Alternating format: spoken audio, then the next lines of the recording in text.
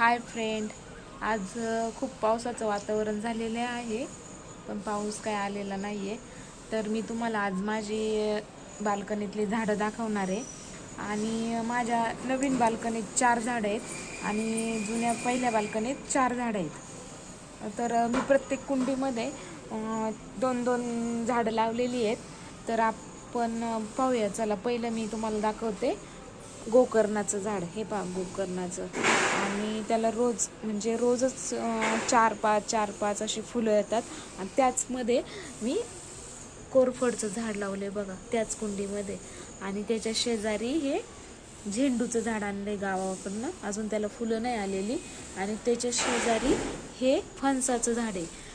तर फणसाचं झाड खूप मोठं होतं, त्यामुळे ते मी गावाकडे घेऊन जाणार आहे. आणि फायनली तुम्हाला सांगते, 15 दिवस लागले हे वरती येण्यासाठी, रोप होण्यासाठी. त्याच्यामध्ये मी 2 बिया लावल्या होत्या शेजारी, तर ही एकच बिया आलेली आहे. हे 2 झाडं झाली.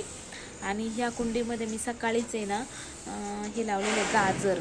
तर पाहू उगतंय का नाही. आणि त्याच्या शेजारी आहे गुलाब. तर गुलाबाला 2 फुलं, म्हणजे एक फूल आणि एक कळी आलेली आहे. आणि छानसं फुले बघा, पिंक. त्याच्यानंतर इथं लिलीची झाडं आहेत, हे पण गावाकडून आणलेली आहेत. आणि त्याच्या शेजारी पण मी खाऊचं पान, म्हणजे विड्याची पानं, हे लावलेली आहेत. आणि तुम्हाला माझं दुसऱ्या बाल्कनीतली झाडं तुळशीचं झाड आहे.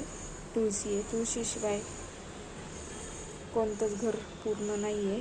त्याच्यानंतर इथं गवती चहा लावलेला आहे. इकडे पण एक गोकर्णाचं झाड आहे, त्याच्यामध्ये छोटीशी लिली लावलेली आहे.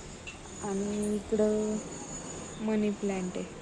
तर अशा प्रकारे माझ्या बाल्कनीतली झाडं आहेत. भेटूया नेक्स्ट ब्लॉगमध्ये. काही नवीन असेल तर नक्कीच दाखवेल. चला, बाय बाय.